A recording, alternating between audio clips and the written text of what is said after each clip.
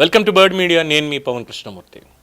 ప్రాంతీయ రాజకీయాల పరిమితులను దాటి జాతీయ రాజకీయాల్లో తనదైన ముద్ర వేయాలనే సంకల్పంతో జనసేన పార్టీ మరొక కీలక అడుగు వేసింది. పార్టీ ఆవిర్భవించి 12 ఏళ్లు పూర్తయిన సందర్భంగా దేశ రాజధాని ఢిల్లీలో నిర్వహించిన సేన ప్రస్థానం జాతీయ సమైక్యత కోసం సదస్సు కేవలం వార్షికోత్సవ వేడుకగా కాకుండా జనసేన భవిష్యత్ రాజకీయ దిశని దేశానికి పరిచయం చేసిన వేదికగా నిలిచింది. ఢిల్లీలోని అశోకా హోటల్లో జరిగినటువంటి ఈ సమావేశానికి ఆంధ్రప్రదేశ్ ఉప ముఖ్యమంత్రి జనసేన అధ్యక్షులు పవన్ కళ్యాణ్ నేతృత్వం వహించారు. ఆంధ్రప్రదేశ్కి చెందిన ప్రజాప్రతినిధులతో పాటు తెలంగాణ, కర్ణాటక, తమిళనాడు, కేరళ రాష్ట్రాల నుంచి పార్టీతో అనుబంధం పెంచుకుంటున్న నాయకులు హాజరవడం ఈ సమావేశానికి ప్రత్యేకతను తీసుకొచ్చింది. సభలో పవన్ కళ్యాణ్ చేసిన ప్రసంగం జనసేన ఆవిర్భావం వెనుక ఉన్న అసలు తత్వాన్ని మరోసారి గుర్తు చేసింది. 2014లో జనసేనను ప్రారంభించినప్పుడు అధికారం వస్తుందో లేదో కూడా తెలియదు.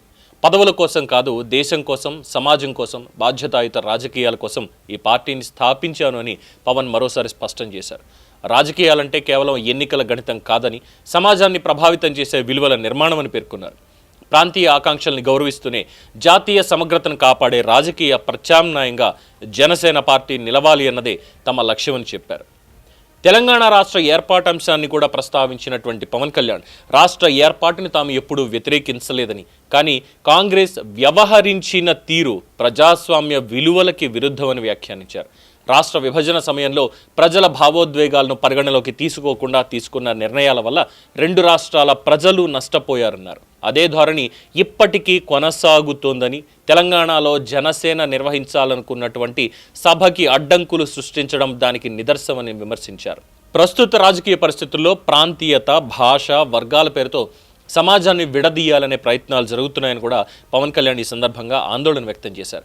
దేశ ఐక్యతని దెబ్బతీసే ఏ శక్తినైనా సరే ప్రశ్నించాల్సిన బాధ్యత యువతపై ఉంది అన్నారు.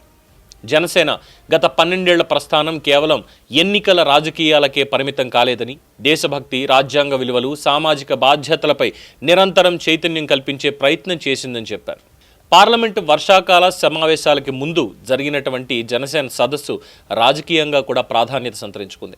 ఎన్డీఏలో విశ్వసనీయ భాగస్వామిగా ఉన్న జనసేన జాతీయ అంశాలపై తన వైఖరిని మరింత స్పష్టంగా ప్రకటించింది. దేశవ్యాప్తంగా పార్టీ విస్తరణ, వివిధ రాష్ట్రాల్లో సంస్థాగత నిర్మాణం, యువతని ఆకర్షించే కార్యక్రమాలు తదితర అంశాలపై సమావేశంలో చర్చ జరిగింది. రాబోయే కాలంలో జనసేనని మరింత విస్తృత రాజకీయ శక్తిగా తీర్చిదిద్దేందుకు కార్యాచరణ రూపొందించినట్లు పార్టీ వర్గాలు కూడా పేర్కొంటున్నాయి. తెలంగాణ, కర్ణాటక, తమిళనాడు, కేరళ రాష్ట్రాల్లో పవన్ కళ్యాణ్కున్న ప్రజాదరణని రాజకీయంగా బలంగా మలిచే దిశగా జనసేన అడుగులేస్తోంది. వివిధ రాష్ట్రాల ప్రతినిధులతో ప్రత్యేకంగా సమావేశమైనటువంటి పవన్ కళ్యాణ్ జాతీయ సమైక్యతని కేంద్ర బిందువుగా చేసుకుని పార్టీ భవిష్యత్తు కార్యాచరణపై దిశానిర్దేశం చేశారు. ఢిల్లీ సదస్సు ఒక విషయం మాత్రం స్పష్టం చేసింది. జనసేన ఇక కేవలం ఆంధ్రప్రదేశ్ రాజకీయాలకే పరిమితమైనటువంటి పార్టీ కాదు, ప్రాంతీయతని గౌరవిస్తూ జాతీయతని ఆవిష్కరించే రాజకీయ వేదికగా తనని తాను మలుచుకునే ప్రయత్నాన్ని మరింత దృఢంగా వేగవంతం చేస్తోంది. పుష్కర ప్రస్థానం పూర్తి చేసుకున్న జనసేన ఇప్పుడు జాతీయ రాజకీయాల వైపు తన తదుపరి ప్రయాణాన్ని ప్రారంభించినట్లుగా సంకేతాలు ఇచ్చింది.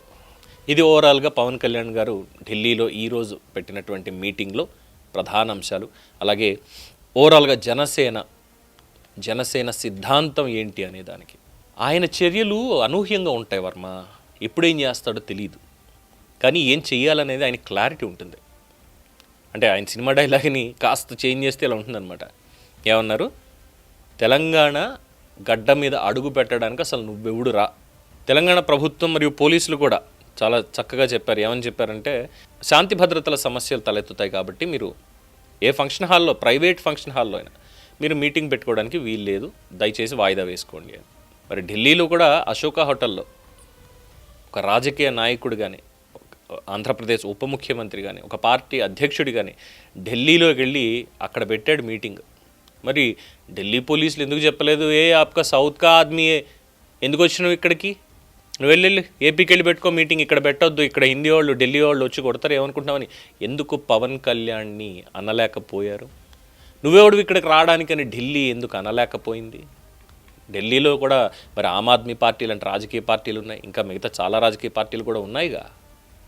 నీ రాజకీయం ఏదో తెలుగోడివి, ఇంకా పచ్చిగా మాట్లాడాలంటే తెలుగోడివి నీ రాజకీయం ఏదో మీ ఏపీలో చేసుకోరా పోయి అని ఎందుకు అనలేకపోయారు? మరి ఇంకెక్కడా లేనిది కేవలం తెలంగాణలోనే ఎందుకు వచ్చింది? ఆ వచ్చినటువంటి దానికి సమాధానం ఇవాళ 100 రెట్లు గట్టిగా బాగానే కనిపించినట్టుందిగా. ఢిల్లీ ఆపగలిగిందా ఆయన్ని? అంత పెద్ద మీటింగ్ పెట్టుకుంటే ఢిల్లీ ఆపగలిగిందా? ప్రాంతాల మధ్య విభేదాలు తెచ్చేలాగా కొంతమంది పెడతారు ప్రెస్ మీట్లు, ప్రెస్ క్లబ్లో దూరి అక్కడి నుంచి కోస్తారు కోతలు. ఇప్పుడు చెప్పండి, జనసేన పార్టీ ఎక్కడికన్నా వెళ్తుంది, ఏ రాష్ట్రానికైనా వెళ్తుంది. రావడానికి నువ్వెవడు అనేటువంటి అధికారం ఎవ్వరికీ లేదు. రేవంత్ రెడ్డి గారు మొన్న అన్నారు, అది పోలీసులు తీసుకున్నటువంటి చర్య, మేమేం చెప్పింది లేదు, అయినా ఆయన ఇక్కడికి వచ్చాడు, ఎప్పుడన్నా రావచ్చు అన్నారు. ఫైన్, బాగుంది. మరి పొన్నం ప్రభాకర్ గారు మాట్లాడినటువంటి మాటలకి అది ఆయన మాట్లాడాడు కాబట్టి ఆయన సమాధానం చెప్పాడు అంటూ ముక్తాయించేశారు.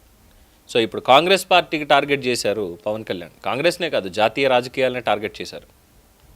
ఇంకా ముందు ఇంకా బలంగా ఉంటారు డెఫినెట్గా. ఎందుకంటే ముందు నుంచి అనుకుంటూనే ఉన్నాం, ఆయన్ని కేవలం తెలుగు ప్రాంతానికి, ముఖ్యంగా ఆంధ్రప్రదేశ్కి డిప్యూటీ సీఎంగా ఉన్నారు కాబట్టి ఆంధ్రప్రదేశ్ రాజకీయాలకే, ఒక కులానికే ఆయన్ని పరిమితం చెయ్యాలి అంటే అది మీ తరం కాని పని. ఒక కులానికి మాత్రమే ఆయన ప్రతినిధి అని ఆపాదించాలి అని అనుకుంటే ఇంకా ఏం చేయలేరు, వాళ్ళని ఎవరు మార్చలేరు. అలాగే తెలంగాణలో ఆయనకున్నటువంటి అభిమానులు, జనసేన కార్యకర్తలు ఇక్కడ కూడా వస్తారు. రేపన్న రోజున ప్రత్యామ్నాయంగా ఖచ్చితంగా జనసేన కూడా నిలవబోతుంది. ఎందుకంటే భారతీయ జనతా పార్టీ వాళ్ళు కూడా మనం చెప్పారు, జిహెచ్ఎంసీ ఎన్నికల్లో ఒంటరిగానే పోటీ చేస్తున్నాం, పొత్తులు లేవని. జనసేన కూడా ఒంటరిగానే పోటీ చేస్తుంది వాళ్ళకు ఉన్నటువంటి ప్లేస్లోనే డెఫినెట్గా.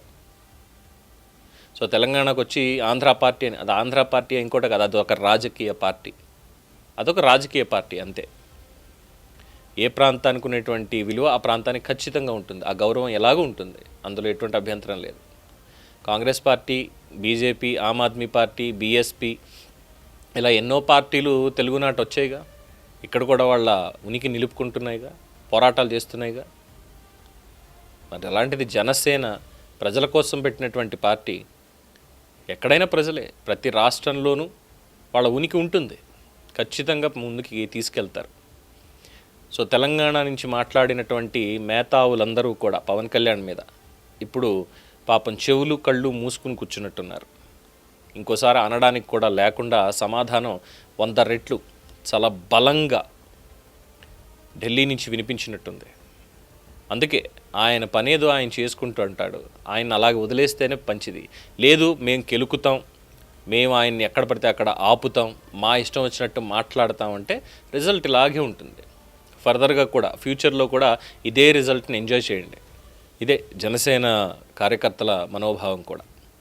ఏమంటారు? మీ అభిప్రాయాన్ని కామెంట్స్లో తెలియచేయండి. చూస్తూనే ఉండండి ది బర్డ్ మీడియా. ఈ వీడియో మీకు నచ్చినట్లయితే లైక్ చేయండి, షేర్ చేయండి, సబ్స్క్రైబ్ చేయండి. మరిన్ని అప్డేట్ల కోసం మా వాట్సాప్ ఛానల్ను ఫాలో చేయండి.